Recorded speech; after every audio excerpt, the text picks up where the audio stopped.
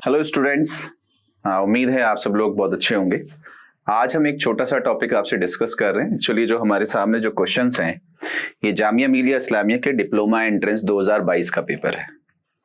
उसमें 170 क्वेश्चंस आते थे, 3 घंटे का टाइम होता था। 55 क्वेश्चन, तकरीबन 60 क्वेश्चंस मैथ्स के लिए होते थे। 2022 में जामिया ने अपना पैटर्न चेंज किया और इस बार 100 क्वेश्चंस ओनली उन्होंने एग्जाम में दिए 2 घंटे, और मैथ्स के लिए 30 क्वेश्चंस रखे। तो जिन बच्चों को पैटर्न पता है उन्हें मालूम होगा, जिन्हें नहीं पता है उन्हें बता दूं, जामिया मिलिया इस्लामिया अपने पॉलिटेक्निक एग्जाम्स के अंदर 9th और 10th का सिलेबस पूछता है। उसमें भी ज्यादातर जो रहता है, अगर आप लोग देखेंगे तो अलजेब्रा से मेंसुरेशन से और ट्रिग्नोमेट्री पे फोकस रहता है। इस बार का जो पेपर था बहुत ही, मैं ये कहूंगा कि इजी था, बहुत आसान था। क्वेश्चंस आपके सामने, तो इसके क्वेश्चंस आज हम आपसे डिस्कस करेंगे। ये मैंने कुछ चैप्टर वाइज क्वेश्चंस जो है आपके अरेंज किए हैं और इसमें से हम कुछ क्वेश्चंस आपके सामने लेके चल रहे हैं। तो जैसे अगर हम देखें, ये हमारे पास एक क्वेश्चन है, आपसे कह रहा है what is the value of q if p by 2 plus 3q is equals to 6 and 2p minus 2q is equals to 10। दूसरी बात है, ये जो क्वेश्चंस हैं ये 9th और 10th लेवल के हैं। तो 9th और 10th लेवल का मैथ्स जिस जिस कंपटीशन में आ रहा है उस जगह ये वीडियो यूज हो सकती है, बच्चे इसको यूटिलाइज कर सकते हैं। तो जैसा ये आपके पास है लीनियर इक्वेशन 2 वेरिएबल का क्वेश्चन है, what is the value of q if p by 2 plus 3q is equals to 6 2p minus 2q is equals to 10। Entrance का सबसे इंपॉर्टेंट चीज ये होती है कि आप कितने टाइम, कम टाइम में कितने ज्यादा क्वेश्चन आप अटेम्प्ट करते हैं। तो अगर आप जरा देखते ही ये समझ लें कि मुझे करना क्या है, मेरे पास ये 2 इक्वेशन है। एक हमारे पास ये इक्वेशन आ रही है p by 2 plus 3q is equals to 6। ये जो 2 है आपके पास, ये आपको थोड़ा सा परेशान करेगा अपॉन 2 में। अगर 2 का आप एलसीएम लेंगे, आपके लिए थोड़ा सा पहले लिख दूं, फिर हम कोशिश करेंगे कि डायरेक्ट क्वेश्चंस को कर लिया करें। ये हमारे पास इस तरह से है।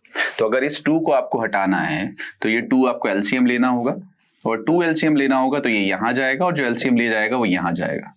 तो मैं आपसे कह रहा था अगर आप डायरेक्ट देखते तो ये इक्वेशन आपकी बनती p प्लस 2 3 जा 6q एंड 2 6 जा 12। तो ये डायरेक्ट आपके पास आप 1 या 2 सेकंड में इक्वेशंस फॉर्म कर सकते थे। दूसरा आपके पास क्या है, ये 2p 2 कॉमन हो सकता है, तो ये आपके पास 5 आ सकता है। तो आपके पास आ सकता है p minus q is equals to 5। तो ये आप 5-6 सेकंड्स में आप 2 इक्वेशंस बन सकते हैं। अगर आपको p फाइंड करना है तो q को कैंसिल कर दीजिए, q फाइंड करना है तो p को कैंसिल कर दीजिए।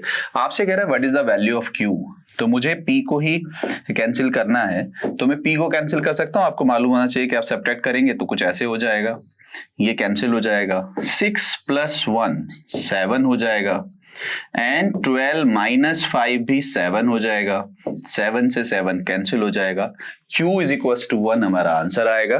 तो ये हमारा ऑप्शन था। तो इस तरह का क्वेश्चन, इस तरह का इजी क्वेश्चन, मेन चीज इसमें यही रहती है, जब पेपर इजी होता है तो आप कितने ज्यादा से ज्यादा क्वेश्चन आप कर पाते हैं। 100 क्वेश्चंस थे तो क्या आपने 100 किया। पेपर जब भी इजी होगा मेरिट हाई जाती है, तो इसलिए हमें नंबर ऑफ क्वेश्चन ज्यादा अटेम्प्ट करने होते हैं। इसी चैप्टर का एक और क्वेश्चन दिया हुआ है, the pair of equation x is equals to 0 and x equals to 5 has no solution, unique solution, 1 solution, 2 solution, infinite many solutions. जब आप सॉल्यूशंस की बात करते हैं 2 तरीके से आप देख सकते हैं। पहला होता था कि अगर हम ग्राफ ड्रॉ करें, अगर 2 लाइंस हमारी इंटरसेक्ट कर रही हैं तो इसे यूनिक सॉल्यूशन कहते हैं। अगर 2 लाइंस हमारी पैरेलल हैं तो इसे नो सॉल्यूशन कहते हैं। अगर 2 लाइंस हमारी कोइंसाइड कर जाएं, दोनों इक्वेशन एक ही साथ जाएं, तो उसे हम मैनी सॉल्यूशन कहते हैं। अदरवाइज जो हमारे पास है वो नोशन। तो आपके पास यहाँ पे यही दिया हुआ है। अगर आपको थोड़ा सा भी आइडिया हो कि भाई हमारे पास x इज इक्वल्स टू 0 क्या होता है, आपको मालूम होना चाहिए x is equals to 0 y axis को कहते हैं, y is equals to 0 x axis को कहते हैं।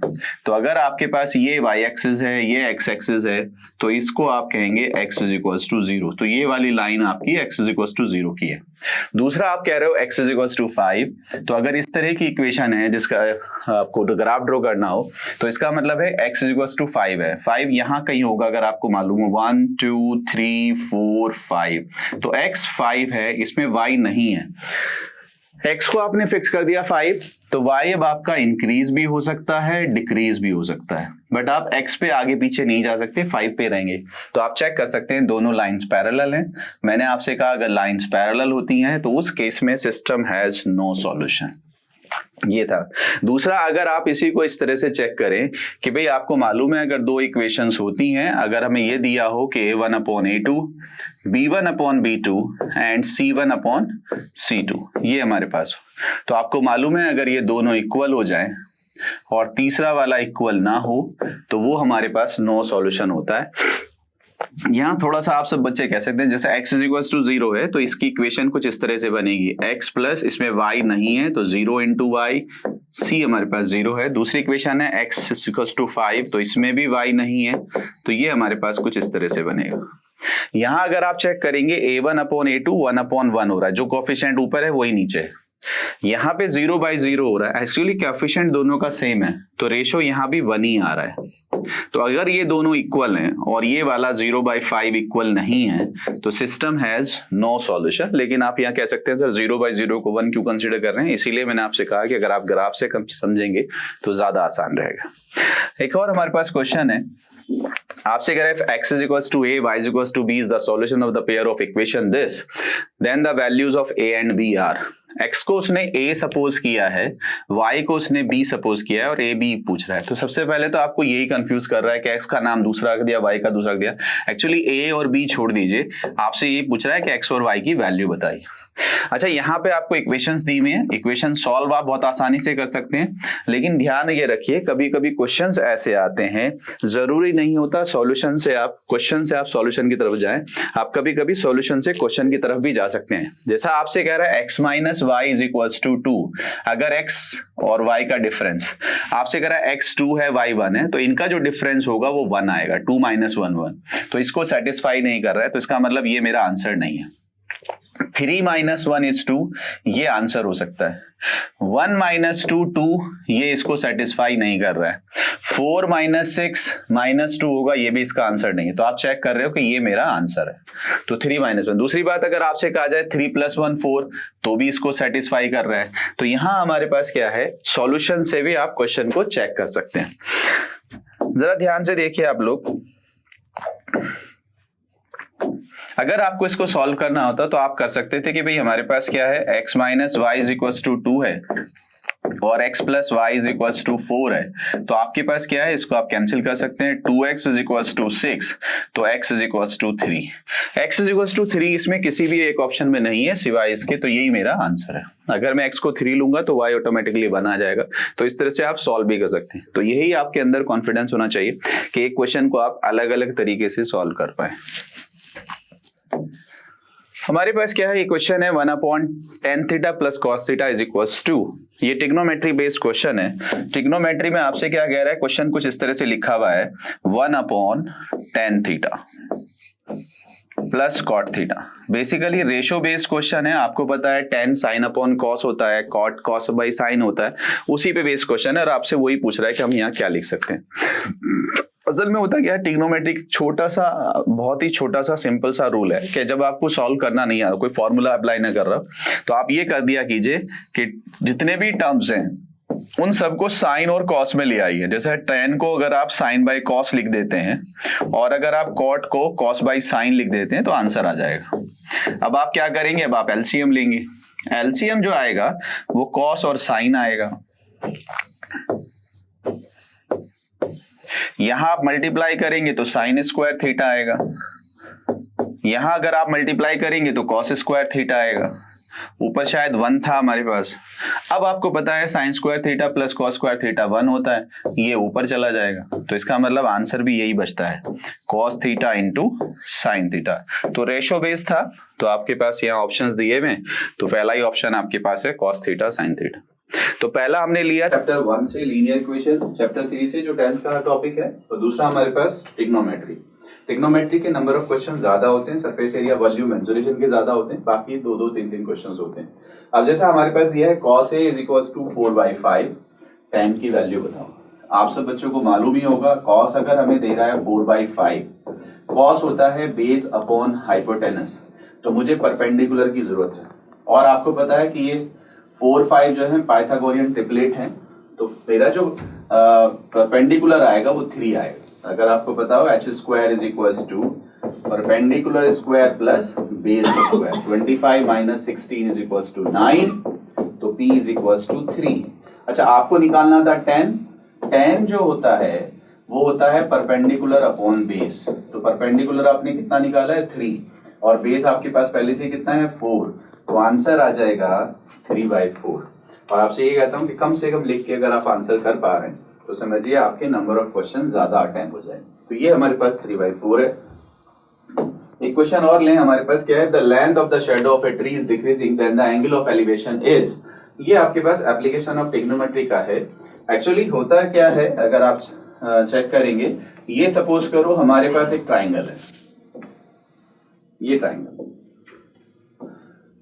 ठीक है। आपसे कह रहा है angle of elevation. Angle of elevation कहते हैं जब अगर आपकी यहाँ आई है और आप ऊपर देख रहे हैं तो जो एंगल बन रहा है आंख पे उसको एंगल ऑफ एलिवेशन है। अब जरा ध्यान से देखिए, अगर आप पास आएंगे, आप सपोज करो यहां आ गए, आप सपोज करो यहां आ गए, तो जितना पास आते चले जाएंगे एंगल ऑफ एलिवेशन इंक्रीज होता चला जाएगा। दूसरी बात यह है कि मान लीजिए यहां अगर आपके पास सन है, आप लोगों ने देखा होगा इस सन की वजह से ये रेज जा रही हैं। अगर ये रेज ऐसे जा रही है तो आपकी जो इमेज बनेगी वो यहां तक बनेगी, शैडो बनेगी। अगर ये आपकी सन जो है यहां आ गया सपोज करिए, तो अब जो शैडो बनेगी यहां बनेगी। अगर ये सन यहां आ गया आपका तो अब शैडो इतनी बनेगी। तो जैसे जैसे आपका एंगल इंक्रीज होगा शैडो डिक्रीज होगी। अच्छा, अगर आप पीछे जाने लगेंगे, सपोज करो आप यहां पहुंच गए, अब आपकी जो ये जा रही है यहाँ पे तो शैडो इतनी बड़ी हो जाएगी। तो अगर एंगल कम होता है तो लेंथ डिक्रीज इंक्रीज होती है, एंगल कम होता है तो डिक्रीज। तो आपसे क्या कह रहा था, if the length of the shadow of a tree is decreasing, length जो है वो डिक्रीज हो रही है तो angle of elevation is increasing. ये हमारे पास है। तो ये एप्लीकेशन ऑफ ट्रिग्नोमेट्री के क्वेश्चन है। आपसे कह रहा है if a tower of 6 metre high cast a shadow of 2/√3 metre long then the sun elevation is. Again same question है। ये आपके पास टावर है, उसकी जो हाइट है वो 6 मीटर है, यहाँ पे ये सन है और इस तरह से ये रेज जा रही है, तो ये उसने शैडो बनाई। शैडो कितना दिया है 2/√3, 2√3 दिया हुआ है। आपसे कह रहा है द सन एलिवेशन, मुझे सन का एंगल चाहिए। फॉर दिस एंगल, ये परपेंडिकुलर है, ये बेस है, तो परपेंडिकुलर अपॉन बेस जो होता है वो 10 होता है। तो मुझे इस थीटा की जरूरत है। आप जरा देखेंगे 2 से ये 3 आएगा, √3 से ये भी √3 आएगा, तो tan theta is equal to √3 जो होता है आपको मालूम होगा tan 60 के लिए होता है। तो इसका मतलब theta is equal to 60 degree. तो ये हमारा ऑप्शन है। हमारे पास क्या है, आपसे क्या है, the line drawn from the eye of an observer to the point in the object viewed by the observer is said to be. अभी हमने जैसे आपसे कहा, अगर यहां आप हैं, ये आपकी आई है, इस पॉइंट को आप देख रहे हैं, तो इसको कहते हैं, जिसे कहना चाहिए line of site. Angle of elevation कहते हैं अगर हम जमीन के पैरेलल एक लाइन ले लें, यहां आप सीधा देख रहे हैं और फिर आप उसको पॉइंट अगर ऊपर उसे देख रहे हैं, तो ये होता है एंगल ऑफ एलिवेशन। अगर आप ऊपर हैं, यहां आप हैं सपोज करो, और यहां से ये आपकी पैरेलल टू अर्थ हो गई लाइन सीधी अगर हम देखें, और आप नीचे देख रहे हैं तो इसे कहते हैं एंगल ऑफ डिप्रेशन। तो एंगल ऑफ डिप्रेशन ऊपर से नीचे बनता है, जब आप ऊपर से किसी चीज को नीचे देखते हैं। एंगल ऑफ एलिवेशन नीचे से ऊपर बनता है। और लाइन ऑफ साइट, अगर आप लाइन ड्रॉ करें आई से लेके किसी भी ऑब्जेक्ट पे, तो यहां ऑप्शन हमारा होगा लाइन ऑफ साइट। हमारे पास क्या है, triangle ABC shown below x to y is 1:2, the value of tan x is equals to. आपको यहां पे देखना होगा कि ये x टू वाई 1:2 दिया हुआ है। तो x अगर हमारे पास x है तो y हमारे पास 2x है। आपको पता है अगर ये एंगल 90 है तो इन दोनों का सम भी 90 होगा। तो x plus 2x is equals to 90, 3x is equals to 90, x is equals to 30। तो ये आपके पास हो गया 30, ये आपके पास हो गया 60। आपसे कह रहा था tan x बताओ, तो tan x का मतलब tan 30, tan 30 का मतलब 1/√3। तो ये आपके पास ऑप्शन है। ये हमारे पास दिया हुआ है, the height and the length of a shadow of a tower are the same. ये भी बहुत सिंपल सा क्वेश्चन एप्लीकेशन ऑफ ट्रिग्नोमेट्री का है। ये आपके पास टावर है जिसकी हाइट x ले ली, मान लिया, जो शैडो है वो भी सेम है। If the height and the length of shadow of a tower both are same, then the angle of elevation of the sun, again अगर यहाँ हम सन को मान लें और ये हमारे पास एंगल ऑफ एलिवेशन बन रहा है, तो इसकी बात कर रहे हैं। आपको वैसे ही समझ में आ रहा होगा कि ये आपके पास राइट आइसोसेलेस ट्राइंगल है। अगर ये इक्वल हैं तो ये दोनों भी इक्वल होंगे। याद भी रखना इसका कि अगर साइड्स इक्वल है तो एंगल, तो ये एंगल 45 डिग्री का हो जाता है। अगर वैसे भी आप करना चाहो तो tan theta is equals to perpendicular upon base that is 1 and 1 tan 45 के लिए होता है, तो थीटा कितना आ गया 45 आ गया। अदरवाइज वैसे ही याद रखिए कि अगर आपको कभी भी राइट आइसोसेलेस ट्राइंगल मिल रहा है तो ये एंगल क्योंकि 90 है तो ये दोनों भी सम जो होगा 90 होगा, तो ईच वन 45 डिग्री होगा। तो आपने देखा हमारे पास जो है ये क्वेश्चंस थे, 7 क्वेश्चंस हमारे पास ट्रिग्नोमेट्री से थे और हमारे पास 3 क्वेश्चंस लीनियर इक्वेशन से थे। तो 2 चैप्टर के क्वेश्चंस हमने डिस्कस किए। नेक्स्ट 2 वीडियोस में फिर हम 10 क्वेश्चंस और हम डिस्कस करेंगे अलग अलग चैप्टर्स के। तो all the very best, thank you so much.